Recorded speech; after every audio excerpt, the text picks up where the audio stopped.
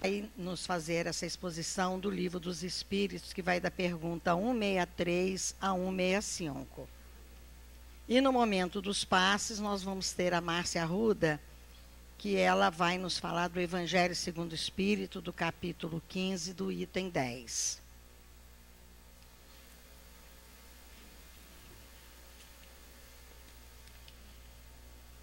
Todos receberam a página de abertura. Então, a página de abertura é assinada por Antônio de Aquino, do livro Raios de Luz, do volume 3, numa psicografia de Luadir João, J. de Matos. E ela diz o seguinte: porta aberta para a felicidade. Graças a Deus, que o amor único de Deus inspire todas as almas para o bem. O Espiritismo não faz a apologia do sofrimento, não o impõe como condição precípua do progresso de cada ser, não reclama exageradamente, seu valor é tão pouco subestima. O que a doutrina ensina no homem é adaptar-se pela compreensão e aceitá-lo no presente. Através dos ensinamentos ministrados, o espírita toma o seu fardo e com ele caminha. Não caminhar cheio de amargor, azedume ou revolta. A lição dada pela doutrina é de molde a proceder, o homem dentro da trilha da razão e do amor, a fim de que seus dias futuros sejam menos penosos que os dias presentes. A toda ação segue-se uma reação. Adverte o Espiritismo que a colheita é proporcional à semeadura e, ainda que para bem morrer, é preciso bem viver. O sofrimento não é dado pela doutrina, ao contrário, os guias espirituais ajudam com seu amor a caminhada, acenando com a esperança de um viver melhor pela resignação, pela fé e pela coragem com o sofrimento for encarado. No fazer o bem, o coração se desanuvia e é como se, sobre escombros, o sol acendesse o seu raio de ouro ou a sua lua ou a sua luz de prata. Aquele que, em meio ao seu sofrer, encontra tempo para pensar na dor alheia, nunca terá ocasião de se lamentar ou encher-se de amargura, porque no gesto com que procurar sentir o sentimento alheio, derivará o seu próprio. Límpido e cristalino, o Espiritismo prega a verdade. Planta a semente da esperança pela reencarnação e a certeza da justiça por esta mesma lei. Ao que tem fé, maior oportunidade lhe será dada, porque através da prece em comunhão com Jesus, estará sempre, ainda que lute, a peleja verá para ele aquele chamamento que é força e sinal luminoso no roteiro. Aquele que estiver sobrecarregado, vem a mim. Eis porque insistimos em afirmar que o Espiritismo, sem presentear com o céu ou amedrontar com o inferno, traz a paz e alegria pela compreensão.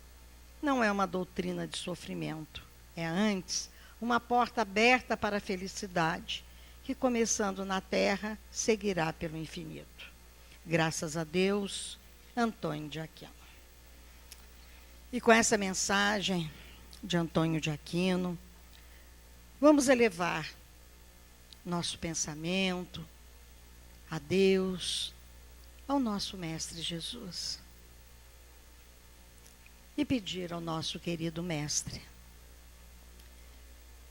Senhor Jesus, aqui estamos, Mestre, nesta tarde, no Centro Espírita Leon Denis, procurando, Senhor, aprender um pouco mais da sua doutrina de amor, de caridade, para que possamos, Senhor, trilhar este caminho às vezes tão longo, mas que temos certeza, Senhor, será repleto de entendimentos, de paz, de equilíbrio, Senhor. Contamos sempre, Senhor, com a presença dos guias espirituais que coordenam esta casa, doutora Erma, Baltazar, Antônio de Aquino, e tantos outros, Senhor, que sabemos que estão aqui desde cedo preparando esse ambiente para que a nossa reunião e passes ocorra com mais tranquilidade. Assim, então, Senhor, pedindo para o nosso companheiro que aqui está, Vinícius, que fará a exposição da tarde de hoje, a nossa companheira também, Márcia, que também falará aos nossos corações no momento do passe, é que pedimos, Senhor, para que fique conosco, que nos dê a permissão para iniciar o estudo e passes dessa tarde. Graças a Deus, Senhor. Então, como todo sábado, nós estudamos o Livro dos Espíritos, e nós estamos no capítulo 3, segunda parte, que é dos Espíritos, que vai dos itens 163 a 165. E é perturbação espiritual. Na pergunta 163, Kardec pergunta aos Espíritos: a alma, ao deixar o corpo, tem imediatamente consciência de si mesma? Consciência imediata não é bem o termo. Ela fica durante algum tempo em perturbação. Na 164. Todos os espíritos experimentam no mesmo grau e com a mesma duração a perturbação que se segue à separação da alma e do corpo? Não. Isso depende da elevação deles.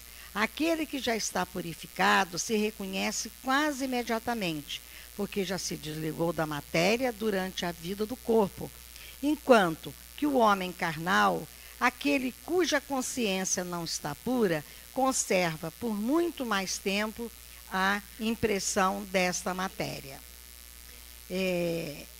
Eu só vou ler a pergunta 165, porque a resposta é bem longa, e Vinícius, irá falar sobre esse assunto para nós. Então, a pergunta é a seguinte: o conhecimento do Espiritismo exerce uma influência sobre a duração mais ou menos longa da perturbação? Então, eu vou ler só essa resposta aqui, e o restante fica por conta do Vinícius, Assim, uma influência muito grande, visto que o espírito compreendia antecipadamente a sua situação. Porém, a prática do bem e a consciência pura são o que tem maior influência. Então, nós vamos passar a palavra para Vinícius e que Jesus o abençoe. Graças a Deus. Deixa eu ver se eu liguei. Liguei, né? Então tá bom. Meus amigos queridos, boa tarde para nós. Nós estamos em Cabo Frio, se não me engano, pela segunda vez, em tarefa espírita. Nós estivemos aqui alguns meses atrás, participando de um evento de artes e fazendo uma palestra no Centro Trabalhadores de Jesus. Isso, E agora nós retornamos a convite dos amigos do CELD para estar aqui hoje e para amanhã participar do Fórum Leon Denis. Então é muito bacana para nós a oportunidade de conhecer novos companheiros, de fazer novos laços de amizade e de aprofundar algumas reflexões que a gente entende serem pertinentes a respeito da forma como a gente se relaciona com o Espiritismo. Na realidade, se nós formos pensar no Espiritismo, ele, enquanto conjunto de pensamento, já está totalmente seguro nos seus próprios fundamentos e dependeria muito pouco do que nós podemos fazer para incrementá-lo, ou mesmo da nossa sanha em, às vezes, tentar desarticulá-lo. Ele não sofreria com isso. A grande razão pela qual a gente estuda Espiritismo é como se a gente fosse um espelho. No entanto, um espelho bem sujo, bem empoeirado. E o reflexo que é visto por esse espelho acaba sendo distorcido. O espelho, a nossa própria natureza. O reflexo, a sabedoria espiritual, a realidade do mundo invisível, a comunhão com Deus. A poeira, a nossa confusão. E o espiritismo, alguém bem dedicado com um pano para limpar essa poeira. Então, a nossa busca pela casa espírita é uma busca de diminuir a forma distorcida através da qual a gente enxerga a realidade. E isso tem que ficar muito claro para nós. Porque, do contrário, a gente pode estabelecer uma relação com os ensinamentos espíritas, onde a gente espere que, eventualmente, a casa espírita resolva os nossos problemas, a gente espere que a casa espírita seja capaz de trazer prosperidade financeira para nós, seja capaz de resolver os nossos problemas afetivos, e tudo isso só vai ser fonte de frustração para nós. Porque a casa espírita pode sim ajudar a que a gente reconsidere alguns pontos de vista a respeito da vida, no entanto, aquelas demandas mais concretas e objetivas que a gente pode querer buscar aqui, já adianto a vocês, não tem solução. Né? Não vai ser aqui que vocês vão encontrar. Inclusive, é muito comum a pessoa dizer assim, nossa, eu comecei a trabalhar na casa espírita, ao invés da minha vida melhorar, ela piorou. Eu não vou mais no centro. Eu quero saber a hora que ela melhora. Olha, talvez não melhore. E a questão não é essa. A questão é como a gente vai se relacionar com essa melhora ou com essa piora. É aí que mora o desafio principal. Porque se nós estivermos munidos de sabedoria, as circunstâncias da dor são compreendidas com resignação. E aquelas da alegria são vivenciadas sem euforia. Quando nós fomos começar as atividades que são desenvolvidas hoje na cidade de Bicas, que é uma cidade bem pequena no interior de Minas, tive a oportunidade de conversar com o Divaldo. Ele estava em Juiz de Fora, e eu fui levar até ele a ideia da gente criar essa instituição, e eu tinha 17 anos. Hoje eu tenho 30, então, com cara de 17, né? Deus não me deu barba. Então eu tenho 30. E aí quando eu fui conversar com o Divaldo, eu estava muito empolgado, e ele me disse assim, meu filho, toma cuidado. Tudo que começa com euforia, termina com desânimo.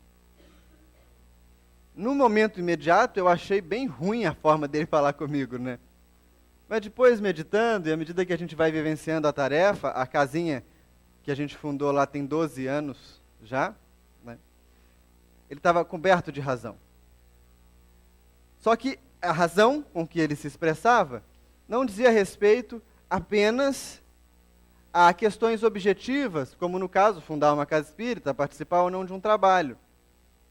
Mais profundamente, euforia e desânimo estão relacionadas à maneira como nós enxergamos a vida e à maneira como nós ressignificamos a sabedoria, a inteligência, o pensamento religioso, tudo isso. Se nós buscarmos uma definição de espiritismo, lá no livro Que é o Espiritismo, Kardec, bem no finalzinho da introdução, ele vai dizer assim, definindo para nós o que é espiritismo. Espiritismo é a ciência que estuda a natureza, a origem e o destino dos espíritos, bem como a sua relação com o mundo corporal. O espiritismo estuda tudo, né? Onde tiver um espírito, ali tem um objeto de estudo para o espiritismo. No entanto, ele acrescenta duas variáveis ou dois aspectos nessa conceituação que costumam fugir à nossa reflexão. Primeiro deles, o Espiritismo estuda a natureza dos espíritos. E não é muito habitual que a gente comece a pensar qual é a nossa natureza, né? E quando a gente faz isso, a gente acaba pensando de uma forma bem romântica e muito pouco prática. Eu sou feito à imagem e semelhança de Deus. O que isso significa? na vida concreta. Significa que Deus está em mim. Como você desenvolve isso, né, para tornar algo objetivo? E a segunda, nós não vamos falar dessa parte, eu venho um outro dia no céu só para falar da natureza do Espírito. Agora, o que nos interessa é que ele fala que o Espiritismo vai estudar a origem. E se ele diferencia origem e natureza, é porque essa origem não está com o mesmo sentido da nossa essência. A origem é de onde nós viemos. Da onde nós partimos para chegar até aqui. E no meio dessa elaboração conceitual toda, ele vai apresentar para nós a ideia da reencarnação. Ora, se nós viemos para cá para vivenciar uma experiência, se nós vamos sair daqui depois de vivenciada essa experiência, se essa vida é um pequeno pedaço que vai durar, se a gente for muito saudável, 100 e pouquinhos anos, mas a maioria de nós está morrendo aos 80, então não tem muita longevidade além disso, né? 85, 86, 87, a expectativa está aumentando. Talvez na minha época, caso eu pare de comer besteiras, eu chegue aos 110, né? Mas a certeza que a gente tem é que viemos para cá, temos um destino depois daqui, e essa vida é uma fração de tempo. Algo bem restrito. E ainda que isso seja tão facilmente percebido, nós raramente paramos para pensar na porta da morte, que é aquela que vai levar a gente para o outro lado. E aí é curioso, porque no Espiritismo a gente lida com gente morta o tempo inteiro. Né? Os espíritos chegaram antes, os espíritos estão dando passe, os espíritos vão te ajudar. A gente trata dos espíritos, mas não pensamos com a intensidade que seria desejada, como vai ser a nossa chegada no mundo espiritual. Como que vai ser quando você morrer? Quando eu morrer? Olha, mas só de falar isso já tem gente que se arrepia. Né? Só de falar isso já tem gente que se incomoda. Por quê? Embora seja um fato natural, como que vai ser isso? Morrer dói, as pessoas perguntam para nós. Morrer incomoda? Como que vai ser quando eu morrer? Quem que eu vou encontrar do outro lado? Será que eu vou ver a minha avó, que eu gostava muito dela? Será que meu pai vai estar lá? Essa lâmpada está sendo um espírito zombeteiro para nós. Cada vez que ela pisca, vocês param de olhar para mim e olham para a lâmpada. Vai ver um espírito querendo passar uma mensagem em Morse, né? Pisca, pisca, apaga. Apaga, pisca, pisca, pisca, apaga. Né? Não sei o que é, mas é algo assim. Né?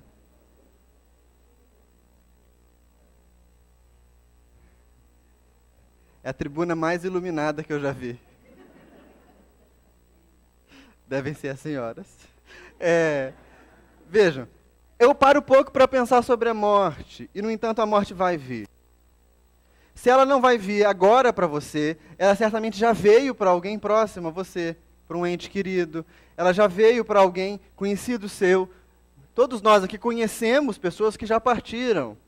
Algumas dessas pessoas voltaram a ter contato conosco através da mediunidade, através da casa espírita, mas uma parcela bem grande delas não voltou.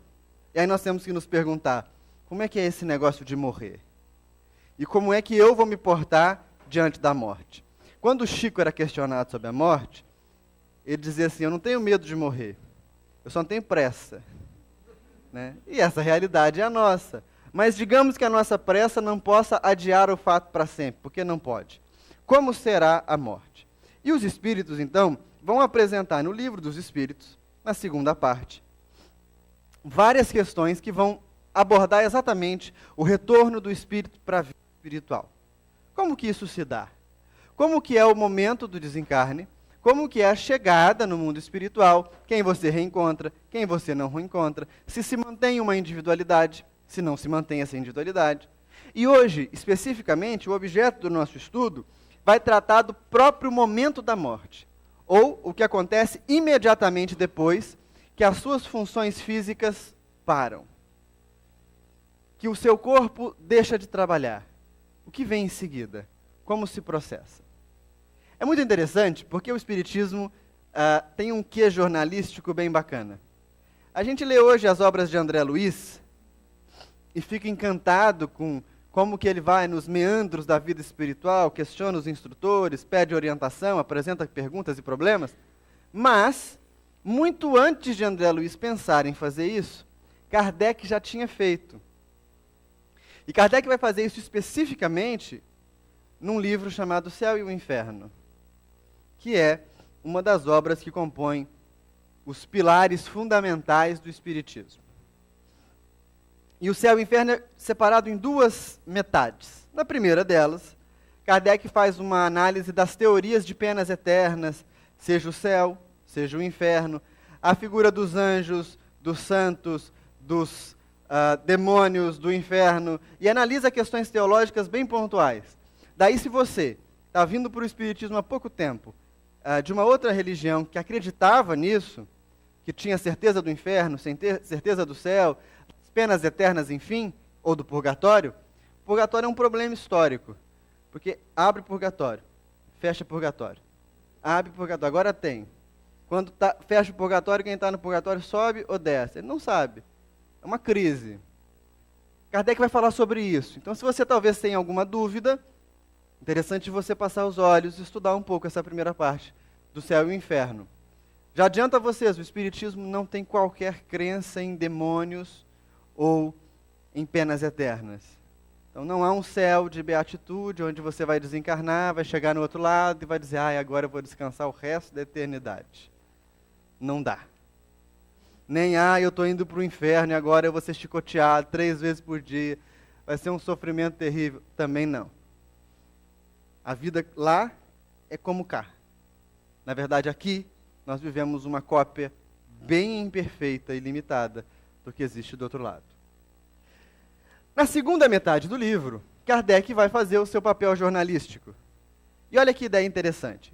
Na Sociedade Parisiense de Estudos Espíritas, ele decide-se por evocar vários espíritos de diversas categorias. E ele faz isso de maneira bem pensada, porque ele separa esses espíritos em grupos. Então ele vai evocar espíritos felizes, que foram sabidamente boas pessoas na Terra, que foram indivíduos que lidaram bem com as provações que passaram. Vai evocar espíritos em sofrimento. Vai evocar espíritos que foram assassinos. Vai evocar espíritos em condição mediana. E em cada um desses eixos, ele entrevista talvez 3, 4, 5 espíritos que vão respondendo perguntas sobre como é a vida do outro lado. Há casos fantásticos. Iniciando o capítulo sobre os espíritos medianos, tem um espírito que sempre me lembro dele nas minhas reflexões, chamado Joseph Bré. Quem pede para evocá-lo é a neta. E a neta diz assim, precisa evocar meu avô, ele sempre foi uma pessoa boa, uma pessoa amável, uma pessoa carinhosa, uma pessoa do bem, fazia tudo certo, ele deve estar no colo de Deus. Isso é licença poética minha, não está no texto, tá, gente? E aí, quando evocam o avô, ela pergunta assim, vovô, como você está? Ele diz, eu sofro. Ué, você cumpria a lei, você fazia tudo certo, você não maltratou, ninguém não matou ninguém, não agrediu, por que você sofre? Já pensam logo que pode ser uma mistificação, né? E aí ele vai explicar para ela, minha filha, se você soubesse quão longa é a distância entre ser um homem honesto diante dos homens e um homem honesto diante de Deus, você me entenderia. Na terra, pagar os seus impostos, ser um cidadão digno, cumprir com as suas obrigações familiares, isso tudo nada mais é do que o seu dever. Não há mérito nisso. O mérito está quando você parte para o mundo moral e consegue manter esses mesmos princípios. E aí ele vai elencar, algumas questões que passaram na vida dele. Interessantíssimo, porque fala para nós, fala para mim. Eu me lembro, quando eu penso no Joseph Bré, de Alcione Peixoto. Ela morou aqui em Cabo Frio durante bastante tempo, a filha de Peixotinho. Ela mora em Campos, né, dos Goitacazes. E ela contava para nós uma história interessante.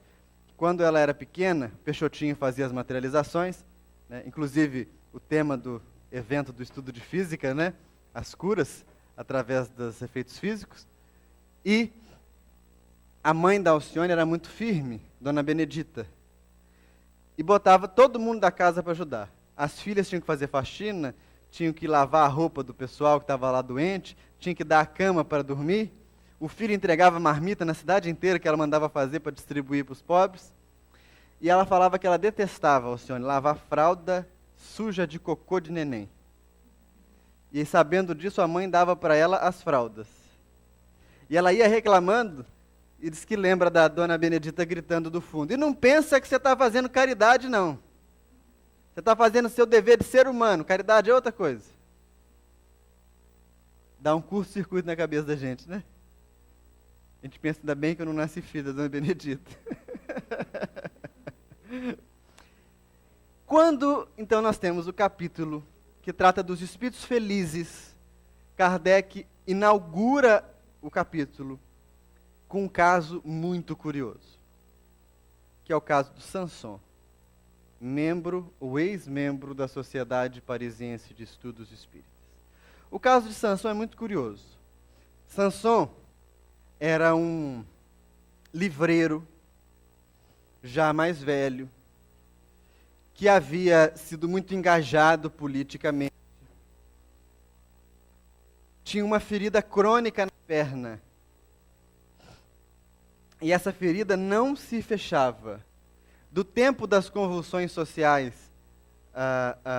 francesas, logo depois da queda de Napoleão e aquelas confusões inteiras. Aquela ferida não se fechava. Ele então foi diminuindo o ritmo da vida, era um magnetizador, encontrou Kardec num ciclo de magnetizadores. E acabou descobrindo o surgimento do Espiritismo, se encantou pelo Espiritismo e se tornou membro da Sociedade Parisiense de Estudos Espíritas. É interessante porque ele tem uma relação muito próxima e muito querida com o Espírito São Luís. Ele vai agradecer São Luís por curar a perna na Revista Espírita, vai fazer algumas questões bem inteligentes e bem questionadoras para alguns outros espíritos durante as sessões. No entanto, a doença dele vai se agravando. A doença dele vai piorando cada vez mais, ao ponto dele perder condição de ir à Sociedade Parisiense dos Espíritos. Mas continuava membro da instituição. Trocava cartas com Kardec, Kardec o visitava eventualmente. A família não era assim muito chegada às ideias espíritas, eles achavam que tinham outras coisas melhores por aí, né? Mas ele mantinha suas reflexões, os seus estudos. Quando percebeu, então, que não tinha mais condição de sair da cama, quando percebeu que não havia mais jeito, ele remeteu para Kardec uma carta. E nessa carta ele dizia assim: querendo ser útil, eu peço que no momento em que eu parta, vocês evoquem meu espírito, me evoquem o quanto antes. Assim que vocês puderem, vocês me evoquem. Porque eu quero testemunhar para vocês e cooperar com o meu último esforço para explicar como é o momento da morte. Olha que pedido, gente. O pior não é ele pedir, é Kardec atender.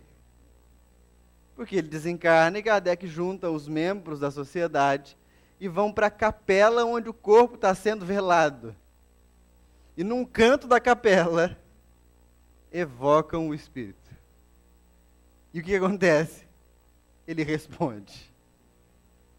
E aí Kardec apresenta então para nós, com o auxílio de Sanson, muito generoso, muito amoroso, que estava ali talvez suportando um momento difícil, a teoria a respeito do passamento, da passagem, ou da chegada do espírito no mundo espiritual. Que são esses itens, essas três questões que nós estamos tratando aqui hoje.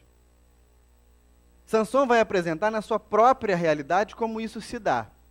Então, o que é que nós sabemos? Primeiro, assim que o corpo perde a sua vitalidade, e isso pode se dar de diversas formas, o espírito reage à morte natural. Sabe aquela pessoa que morre como um passarinho? Respira fundo e vai embora. Muitas vezes, nesses casos, o espírito já não está nem mais preso no corpo. O espírito se desliga do corpo antes do corpo perder a vida biológica. Chegam na erraticidade já olhando para o corpo, dizendo coisa bonita, muito obrigado, e vai embora. É o caso de Sansão, é bem parecido, né? Ele desencarnou de uma doença crônica, tinha momentos de lucidez. Quando ele desencarna, Kardec pergunta, o que você achou do seu corpo? Ele diz, meu corpo, como me foi útil. Deus te abençoe, mas agora eu não preciso mais de você. Você me serviu até aqui, aqui para frente, não me serve mais. Isso é diferente, por exemplo, no caso de mortes muito violentas e abruptas. O espírito não está preparado. Portanto, o desligamento entre o espírito, perispírito e o corpo é rápido. Nesses casos, o espírito não recobra a consciência com a mesma agilidade. O que não significa que esse espírito não seja acolhido, amparado, instruído e direcionado para outras esferas de acompanhamento e recuperação. Apenas ele não recobra a consciência de si tão rapidamente. Esse transe que acontece no momento da morte, que geralmente é a saída ou a perda da consciência baseada nesse corpo, e a entrada da consciência baseada no mundo espiritual, é o que a gente vai chamar no espiritismo de crise da morte, ou de torpor, ou de perturbação espiritual. Nós temos essas três expressões nas obras fundamentais, sem contar nas outras obras que vão desdobrar isso para nós. A crise da morte é um momento de confusão e de torpor, pelo qual passa o espírito quando a sua consciência deixa o universo material. E, gente, deixar o universo material não é pouca coisa. É muita coisa. Imaginem vocês, você tem uma unha encravada. E uma unha desse tamanho é capaz de te causar um incômodo sem limite. Já fizeram uma caminhada longa com uma pedrinha dentro do sapato? No fim, o seu pé está em petição de miséria. E é uma pedrinha. Experimenta ficar dias sem comer ou sem beber. O corpo não suporta. Imagina passar 2 dias sem dormir. Toda essa disciplina que nós temos que ter com o corpo é fruto da misericórdia divina, dizendo assim, olha, se esse espírito encarnado não fizer nada e apenas cuidar do próprio corpo, ele tem algum mérito. Porque ele está mantendo vivo o seu instrumento de trabalho. Mas não é algo simples. Nós sentimos o vento. E olha que o vento é suave. E ele ainda não consegue transpassar o nosso corpo. Dependemos de 1000 coisas. O espírito tem uma consciência totalmente diferente. Já tiveram contato com algum médium bem bacana? O médium é muito interessante. Ele fala assim, tem alguém atrás de mim. Acho que tem alguém atrás de mim. Está com uma calça branca, uma blusa meio assim creme, usa barba, uma feição bem séria, mas eu não tenho certeza. Como é que você está vendo isso se você está de costas?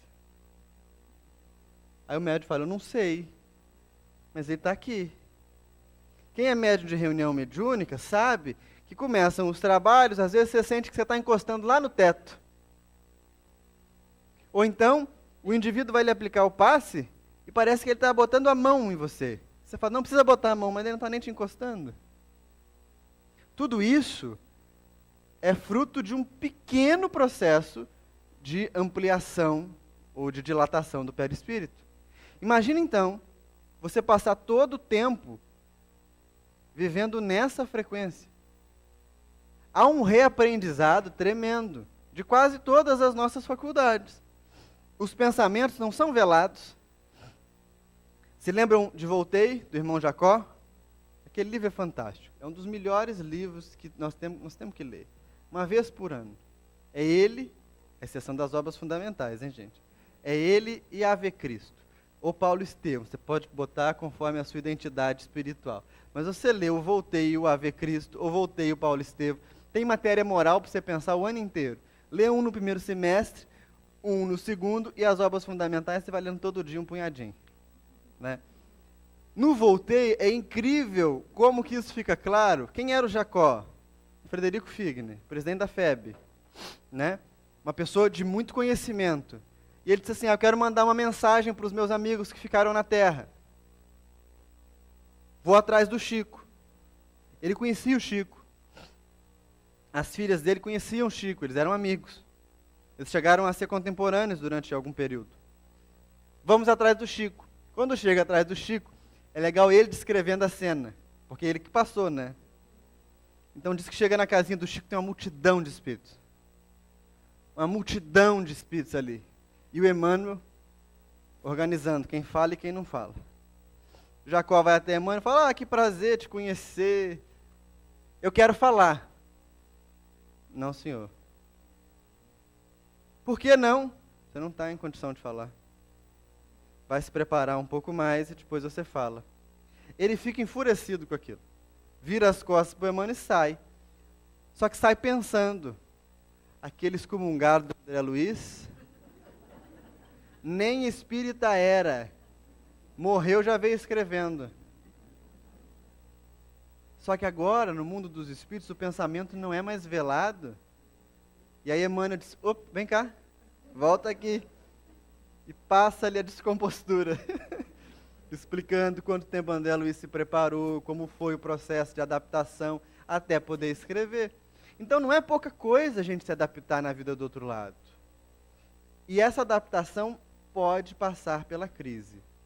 Essa crise não é igual para todos os espíritos.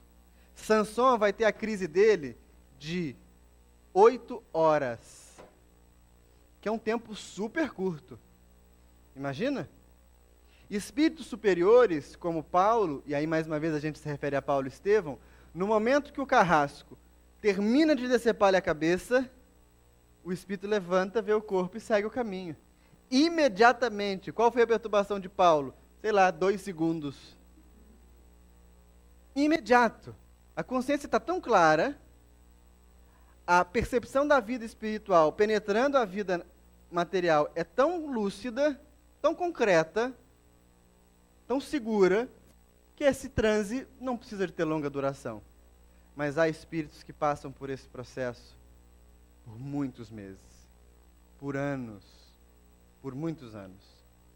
Sabe aquela ideia de que se você desencarnou, você tem que esperar em sono até o julgamento? Há espíritos que verdadeiramente dormem. Dormem e sonham, e têm pesadelos terríveis. Nós podemos compreender que em alguns desses casos estamos diante da perturbação espiritual, da crise da morte. É certo, amigos, que sempre há auxílio. Sempre há auxílio. A literatura espírita é farta em apresentar para nós que ninguém vai ficar desamparado. Quanto mais se não tiver condição de conscientemente escolher a ajuda. Deus é justiça, mas mais do que justiça, Deus é misericórdia. Ou mais não, né? Tanto quanto justiça, Deus é misericórdia. De forma que todos teremos auxílio. Mas é muito pior a gente pensar no auxílio depois do fato ocorrido do que antes. E é aqui que a gente retoma o começo da nossa fala. Porque Kardec vai perguntar aos espíritos, faz alguma diferença para aquele que acabou de desencarnar o conhecimento das ideias espíritas? E os espíritos respondem, toda a diferença. Toda a diferença. Porque desde antes da morte, eles já reconheciam a natureza espiritual. É claro que esse não é o fator diferencial, senão a gente estaria sendo proselitista, dizendo, olha, se você não for espírita, morreu, já era. Não, não é isso. Os espíritos vão definir que o principal diferencial é sabedoria e caridade, né? Eles vão usar aqui expressões bem específicas, que ele vai dizer prática do bem e consciência pura. O diferencial maior é sempre esse. Mas o conhecimento espírita, se ele é meditado, refletido e assimilado, tem um potencial enorme de mudar a nossa relação com o passamento, com a morte. E ele faz isso por quê? Nós precisamos mergulhar um pouco mais fundo. Nós hoje abraçamos muito facilmente o caráter religioso do Espiritismo, sem perceber que o caráter religioso do Espiritismo, ele é uma consequência do caráter filosófico. O Espiritismo é uma filosofia de consequências religiosas, não é uma religião de consequências filosóficas. Ah, Vinícius, é a mesma coisa. Não, senhor. Não, senhor. Isso tem que ficar claro para nós. Eu tenho reparado ultimamente, com muito pesar, que falta muito amor no mundo, mas falta muita interpretação de texto. Falta muito entendimento das coisas como são. E se a gente observa do ponto de vista da filosofia espírita, por que saber disso tudo pode ajudar a não viver uma crise da morte tão grande? Ou pode nos ajudar a lidar com os nossos entes queridos desencarnados, inspirando neles através do pensamento, da prece, da caridade, pensamentos que vão ajudá-los a sair dessa zona de sofrimento. Porque essa vida, meus amigos, é quase como se fosse uma experiência externa para o espírito. Imagina que você, no seu trabalho, recebe uma carta dizendo assim, olha, você deve passar 30 dias, 60 dias, embarcado no oceano, ou embrenhado na floresta, ou subindo a montanha. Depois você volta para casa e passa um pouquinho de tempo mais descansando para você embarcar novamente. Aquele que trabalha embarcado sabe que por mais que a plataforma que o recebe tenha ali o mínimo de conforto, lhe ofereça uma cama, lhe ofereça alimento, lhe ofereça condições ali de viver, não é a sua casa. Ele não pertence àquele local. Se ele se apegar excessivamente àquela estrutura, só vai encontrar mais sofrimento. Porque no momento que a estrutura deixa de existir, a mudança causa dor para nós. A nossa relação com esse mundo deveria ser a mesma. O que ocorre, e é o grande vilão do processo, é que nós nos identificamos com a matéria. Eu começo a pensar, eu sou exatamente esse corpo. Eu sou exatamente essa voz que vocês ouvem. Eu sou sempre, para sempre, toda eternidade e mais um pouco espírita. Eu sou homem, eu sou mulher, eu sou isso, eu sou aquilo. E na verdade, o vento da vida sopra, mistura todas essas peças. E nessa existência, você que detém tudo isso sob controle, pode numa outra estar vivendo numa situação bem diferente. Quanto maior é o apego à identidade que nós temos com esse corpo, maior é o sofrimento no momento da morte. Porque pela lei de Deus, morreu o corpo acabou. Morreu essa matéria, ela não volta à vida. Ela não ressurge. Não conosco, não dessa maneira. Ela vai compor a natureza e a partir da natureza vai alimentar outros seres, vai seguir o ciclo infinito da vida, mas não para nós. Então, o potencial de apego que eu deposito sobre esse objeto de trabalho é aquilo que vai me dar maior ou menor sofrimento diante do momento da morte.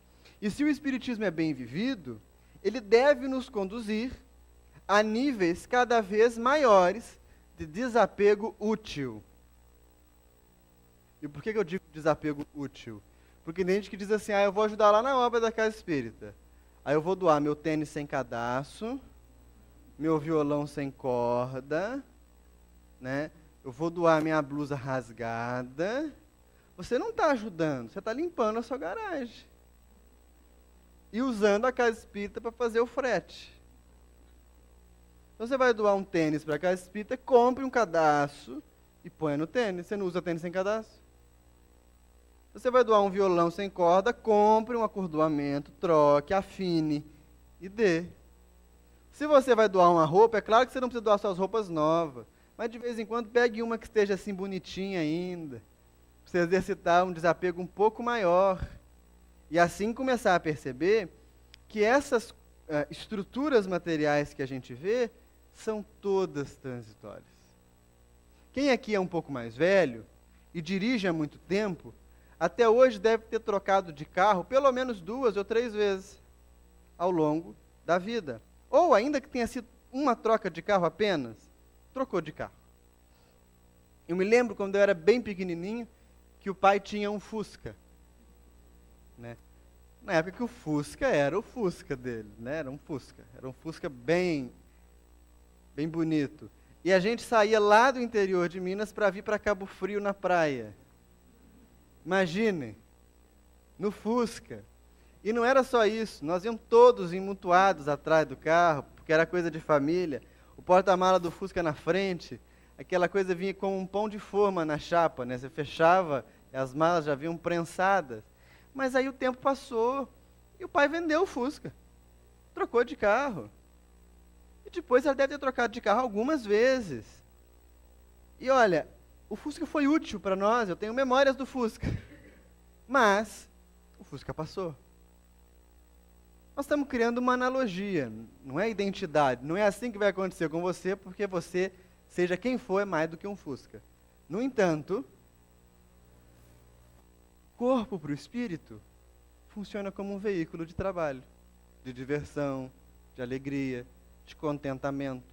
Um veículo de partilha, através do qual você pode oferecer felicidade e prazer para os outros seres, você recebe felicidade e prazer dos outros seres, mas uma hora acaba. Então o Espiritismo deve servir para a gente contemplar a morte como uma constante presença. E isso até arrepia algumas pessoas. Uma senhora, uma vez, eu estava no interior de São Paulo, bem velhinha, veio falar comigo e ela disse assim, está chegando a hora de eu morrer. Mas estava bem velhinha mesmo. Eu disse, não, muito tempo ainda. Ela me respondeu assim, eu sei que está chegando, eu tenho um problema. Eu tenho pavor de ser velada. Porque, não gosto de caixão, a gente olhando. E a senhora tem filhos? Tenho, sou viúva, mas tenho 3 filhos. E eles moram aqui, só um. Um mora no Rio de Janeiro, capital, e outro mora em Manaus. Eu disse para ela, olha, minha senhora, então a senhora tem que resolver um problema. Porque a senhora vai morrer e a senhora vai ser velada. Não vou, vai sim. Primeiro que depois que a senhora morreu, acabou. E segundo, o filho da senhora que está em Manaus vai querer vir para sepultar a mãe. E a senhora vai ser velada. Contemple isso e resolva. Entendem? Esse é o desafio que o Espiritismo nos apresenta. Olhar para a própria vida. E é interessante, quando a gente lê a obra de Leon Denis, porque Denis tinha uma relação com a morte bem bacana. Inclusive, ele relembra de uma existência em que teria vivido num mosteiro, em que diariamente os monges cavavam a própria sepultura. Olha que divertimento encantador para um domingo pela manhã. Vamos almoçar? Pera, bem, deixa eu terminar de cavar minha sepultura. Né? Em que eles cavavam as suas covas. Enquanto cavavam as covas, pensavam na própria morte. Memento mori. Muitas tradições religiosas usavam essa expressão como objeto de contemplação. No Oriente, nós vamos beber na fonte do budismo, do hinduísmo, os grandes instrutores vão sempre convidar-nos a fazer o pensamento sobre o dia que pode não nascer de novo amanhã para você. E se nós fôssemos colhidos agora pela ceifa da morte, em qual grau de perturbação nossa mente entraria no mundo dos espíritos? Qual seria o objeto de desejo que mais atrairia o nosso pensamento? Porque você pensa assim, ah, meu Deus, eu quero desencarnar e ver minha avó. Você só vai desencarnar e ver sua avó se o seu pensamento for sua avó. Se o seu pensamento for o excomungado do seu vizinho, que deixa o som alto, pode ter certeza que você vai para a casa do seu vizinho, ficar brigando com ele, numa disputa sem pé nem cabeça e sem fim. No livro Os Mensageiros, André Luiz, junto com o benfeitor, vai ao hospital receber o amigo que estava recém-desencarnando. Aos pés da cama, percebe André Luiz umas sombras mais escurecidas que se esgueiravam e ficavam rodeando o leito. E André pergunta para o instrutor, quem são eles? Vieram esperar o desencarnado. André Luiz fala, mas e nós? Nós não viemos também? Viemos. E nós não podemos espantar eles daqui? Não podemos nós receber o desencarnado? E o instrutor responde, claro, o que vai definir isso é o primeiro pensamento que ele tiver quando sair do corpo. É onde ele está colocado. Daí, olha, se você pressente a sua morte, faz as pazes com todo mundo. Fica agarrado com nada, não. Ajuda filho, perdoa nora, sabe? Faz prece para todos os candidatos políticos. Você faz aquela coisa assim, faz uma asepsia preventiva para você não desencarnar e correr risco de ficar agarrado em mixaria. Porque isso vai acontecer. E a gente precisa ter isso claro. Tenho reparado com muita frequência, a gente viaja um pouco, que é muito comum que os espíritas tenham se utilizado da moral espírita de maneira muito circunstancial. E aí eu não estou dizendo que são só os espíritas, estou dizendo que são os espíritas porque eu sou espírita. E me enquadro nessa colocação. Quando é bom ser espírita, aí nós somos. Quando é bom provar do ensinamento, quando é bom tomar o remédio, eu tomo. Mas no momento que tomar o remédio do ensino do Evangelho e da filosofia dos espíritos tem que me fazer abrir mão de algum comportamento perturbado, eu digo, não, mas aí eu vou deixar para amanhã. Afinal, ninguém evolui numa vida só. Afinal, nós somos todos aprendizes. Afinal, Deus é misericordioso. E a gente fica nesse reme-reme 30 anos. Enquanto a mensagem do Mestre é muito objetiva. Nós devemos identificar o pensamento, identificar o comportamento, identificar o apego e dissolvê-lo.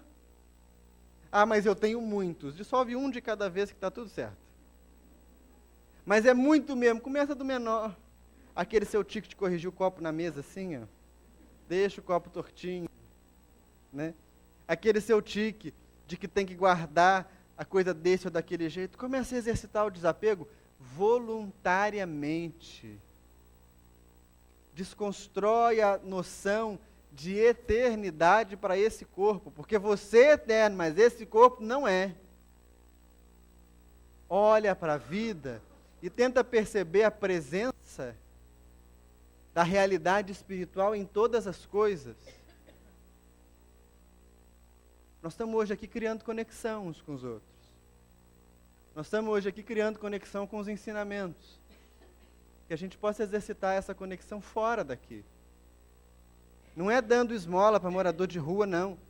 É enxergando que esse morador de rua é exatamente como você e como eu. Sabe? Não é dando roupa para quem tem frio. É saber que frio é uma coisa que você sente. Portanto, a roupa não é um presente, é uma obrigação de dignidade humana que você tem. Ah, mas isso é muito difícil, eu não dou conta. Então procura outra religião. Porque o Espiritismo tem que levar a gente a se tornar melhor. Mas eu não consigo fazer tudo, eu consigo fazer um pouco. Hoje eu não vou xingar o meu marido. Ponto. Ponto positivo. Já é o começo. Quem vai avaliar o seu progresso, meu querido, minha querida, é você. A régua do seu amadurecimento é você, não são os espíritos. Não é o dirigente da casa, não sou eu. É você. E você vai saber. Quanto maior o seu desapego, quanto maior a capacidade que você tem de buscar amar verdadeiramente e desapegadamente os seres que te rodeiam, menor a crise, menor o sofrimento da morte, mais rápido despertar do outro lado. Tudo bem? Amanhã a gente conversa mais um pouquinho de manhã.